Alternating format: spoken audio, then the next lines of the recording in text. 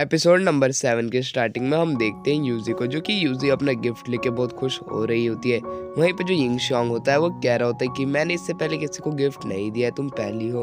उतने में ही हम फिर यू ये को देखते हैं जो कि आगे चल रही होती है। उसको देख के जो यिंग शांग है वो उसके लिए बुरा फील कर रहा होता है, क्योंकि बहुत समय पहले जो कि यिंग शांग था वो भी इसी की तरह बिल्कुल अकेला ही था। जिसके बाद वो यूजी से इजाज़त मांगता है उसके पास जाने के लिए, फिर यूजी उसे हाँ कर देती है। उसके बाद जब यिंग शांग यूए के पास जाता है तब वो पूछती है कि अब तुम्हें क्या चाहिए, जिस पे जो यिंग शांग होता है वो रुये को कहता है कि हम दोस्त बन सकते हैं। जिसके ऊपर जो रुये होती है उसके ऊपर गुस्सा करती है और कहती है अगर तुम उस दिन मेरे से हाई लेवल पे नहीं होते तब मैं तुम दोनों को उसी समय मार देती, और मैं तुम्हारे पास इतना करीब इसलिए आई क्योंकि तुम ताकतवर हो, क्योंकि तुम मुझे बचा भी सकते हो किसी भी खतरे से, इसलिए मैं तुम्हारे पास आई। जिसके ऊपर जो यिंग शांग होता है वो कहता है कि मैं तुम्हें अभी भी बचा सकता हूँ किसी भी खतरे से। उसके बाद ये बोलती है कि तुम्हें शायद यूजी ने बोला होगा मेरे से इस तरह बात करने के लिए। जिसके ऊपर जो यिंग शांग होता है वो कहता है कि ऐसी कोई बात नहीं है, तुम अगर डेंजर में होगी तो मैं अपनी पावर तुम्हें प्रोटेक्ट करने के लिए यूज़ करूँगा। जिसके ऊपर जो रुये होती है वो ये सुन के वहाँ से चली जाती है। जिसके बाद यूजी उसके पास आती है और कहती है उसे इस तरह बात मत करो कि मेरे को उससे जलन होने लग जाए। जिसके ऊपर जो यिंग शांग होता है वो ठीक है कह देता है। और उसी के बाद हमें कुछ स्टूडेंट्स को दिखाया जाता है स्कूल में, जो कि वो कुछ काम कर रहे होते हैं। और वहीं पे जब वो लड़की उसे किस करने वाली होती है कि वहीं पे रुये का मास्टर आ जाता है और उसे देख के वो दोनों डर जाते हैं और वो कहते हैं कहीं ये भूत तो नहीं है, फिर वो पीछे हट जाते हैं। जिसके बाद रुये का टीचर कहता है तुम बहुत अपशब्द का इस्तेमाल कर रहे हो और तुम यहाँ पे कर क्या रहे हो। जिसके बाद वो पीछे हट जाता है और जो वो लड़का होता है वो उसके पास आता है रुये के टीचर के पास, और उसे कुछ बोलने वाला होता ही है कि जो रुये के टीचर है उसे हवा में उड़ा देते हैं और कहते हैं कि अब तुम्हें क्या कहना है, और उसे उसी समय मार देते हैं। जिसे देख के वो जो लड़की होती है वो भी बहुत डर जाती है। उसके बाद हमें दिखाया जाता है टीचर ने दोनों स्टूडेंट्स को मार दिया होता है, और उसी समय हम रुये को देखते हैं जो कि अपने मास्टर के वहाँ पे आई हुई होती है और वो कह रही होती है कि अब मेरे को कोई ना कोई जो रास्ता है वो ढूंढना होगा।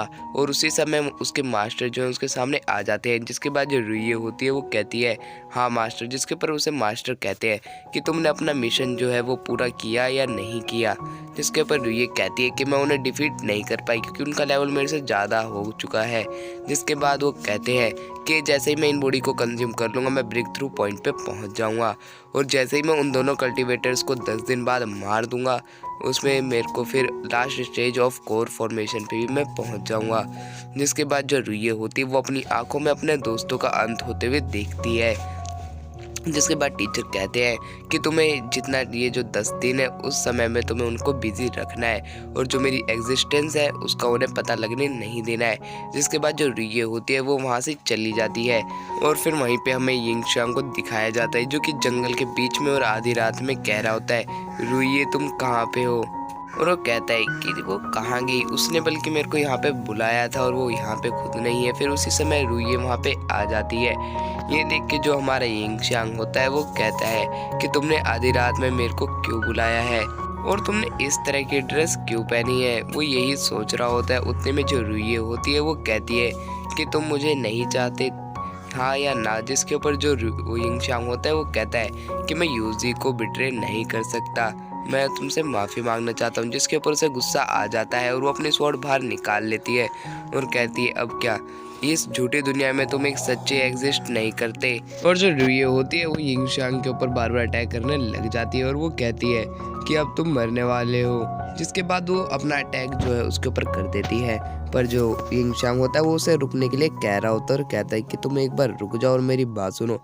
बट जो रुये होती है वो उसकी बात जरा भी नहीं सुनती। तो ये फिर यिंग शांग के ऊपर अपने स्वॉर्ड से अटैक करती है, पर यिंग शांग उसके स्वॉर्ड से बच जाता है। बट उतने में ही जो रुये होती है वो अपने किक से जो यिंग शांग है उसको मार देते हैं, जिससे यिंग शांग जो होता है वो पेड़ पे जाके लगता है। उसके बाद जो रुये होती है वो अपनी स्वॉर्ड बाहर निकालती है और वो एक स्लाइस मार देती है, जिससे कि जो उसका ट्री होता है वो कट जाता है और यिंग शांग बिल्कुल साफ साफ दिखने लग जाता है। और जो यिंग शांग होता है उसकी पूरे तरीके से फट चुकी होती है क्योंकि उसने एक ही स्लाइस में पूरे का पूरा पेड़ भी काट दिया होता है। उसके बाद जो रुये होती है वो उसे कह रही होती है कि जो तुम अपनी रियल स्पिरिट एनर्जी है उसका यूज़ करो वरना तुम मारे जाओगे। जो यिंग शांग होता है वो कह रहा होता है कि मैं कभी भी अपने दोस्तों के साथ फाइट नहीं करता हूँ।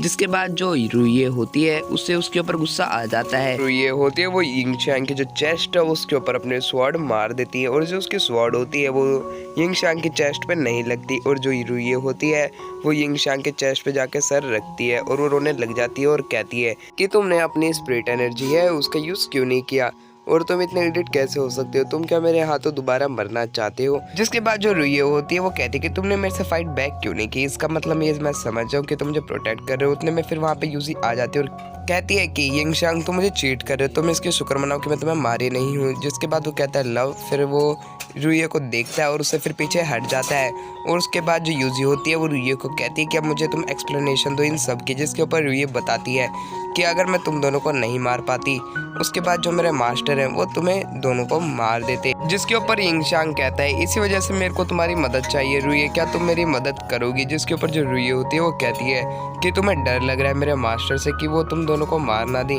जिसके ऊपर यूजी होती है वो कहती है कि वो ट्राई कर सकते हैं। इसके ऊपर रुइये बोलती है कि मैंने यही सारी चीजें बताने के लिए तुम्हें बुलाया था। तुम्हें याद हो तो जब तुमने अपनी जो स्पिरिट एनर्जी है वो रिलीज की थी तब मेरे मास्टर ने तुम्हारी जो एनर्जी उसे सेंस कर लिया था और तुमने खुद को ही खुद से एक्सपोज कर चुके हो। और उतने में ही जो हमारा यिंगशांग होता है वो कहता है कि तुम्हारे मास्टर ने तुम्हें यहाँ हमें मारने के लिए भेजा, या जो हमारी जो स्पिरिट एनर्जी है वो चेक करने के लिए भेजा था फाइट के दौरान। जिस पे जो हमारी यूजी होती है वो अपना IQ थोड़ा लगाती है और बताती है कि अगर हम रुइये से मर जाते तब ये हमारी गलती होती, अगर हम दोनों मिलकर रुइये को मार देते तब भी जो वो मास्टर है उनका प्लान चलता आगे ऐसे ही रहता और अब हम तीनों ही एक बहुत बड़ी मुसीबत में आ चुके हैं। जिसके ऊपर जो रुइये होती है वो कहती है जो ब्यूटी क्वीन है इसकी IQ भी बहुत अच्छी है। जिसे सुन के जो हमारी यूजी होती है वो थोड़ा उसके ऊपर भड़क जाती है। जिसके बाद जो यिंगशांग होता है वो बताता है कि रुइये का जो मास्टर है वो ज़्यादा ही टफ गाय है और जो रुइये होती है वो कहती है कि जो मेरा मास्टर है वो middle stage of core formation पे पहुंचने वाला है, वो जैसे ही वहाँ पे पहुँच जाएगा वो तुम दोनों को किल कर देगा।